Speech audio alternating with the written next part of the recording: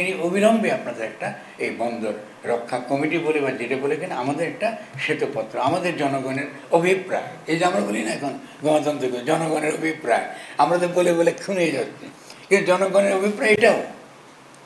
জনগণের অভিপ্রায় মানে কিন্তু আমি বন্দরটা আমার জিও স্ট্র্যাটেজিক জায়গায় রাষ্ট্রকে সুরক্ষা নিশ্চিত করবার দিক থেকে, এবং একই সঙ্গে আমার বাংলাদেশের মধ্যে বিনিয়োগকারী যারা, সত্যিকারের বিনিয়োগকারী যারা, যেটা আমি টেকনোলজি নিয়ে আসছে যে বিদেশ থেকে দ্রুত বেগে সে আমাকে নিয়ে যাবে, এদেরকে বন্ধুত্ব লাগবে, এদেরকে ক্ষমতাতে প্রতিষ্ঠিত করতে হবে এই সালমান টাইপের ক্যারেক্টারগুলোকে বাদ দিয়ে।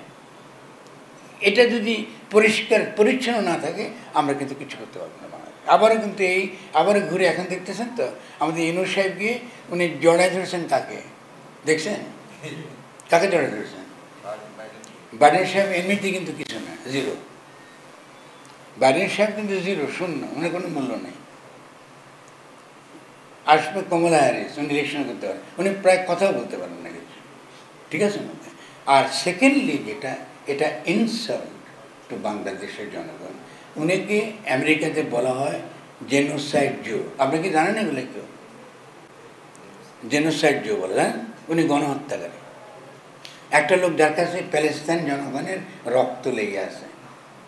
আপনি যদি ডিপ্লোমেসি করতে চান আপনি হাত মিলাতে পারতেন, অসুবিধা নেই, আমরা দুর্বল দেশ। আপনি তারে বুকে জড়া ধরলেন রে ভাই, এক খুনিকে, সারা দুনিয়ার সর্বশ্রেষ্ঠ খুনি, তাকে আপনি বুকে জড়া ধরছেন। তাহলে এই যে মনে প্রাণ একটা লোককে চেয়েছি, সে লোকটাকে জড়া ধরলো একটা লোকের, যে লোকটা কিন্তু খুনি, তার আগাগোড়া কিন্তু আপাদ মস্ত প্যালেস্টাইনের বাচ্চাদের খুনের রঞ্জিত। যদি আপনারা করতে পারেন চট্টগ্রামবাসী, তাহলে আপনার আসাম, মেঘালয় এবং ত্রিপুরাও কিন্তু আপনাদের হবে।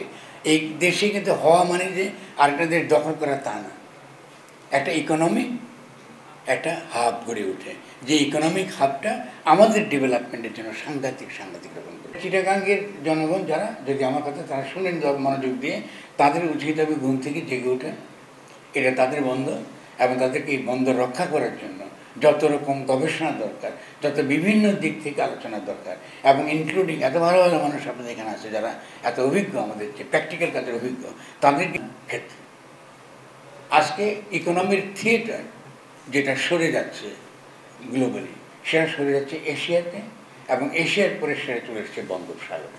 ফলে বঙ্গোপসাগরে পানিতে কার নিয়ন্ত্রণ, তার ব্লু ওয়াটার ইকোনমির উপর কার নিয়ন্ত্রণ, এই পুরো ব্যাপারটার সঙ্গে বন্দর, চিটাগাং বন্দর জড়িত। ফলে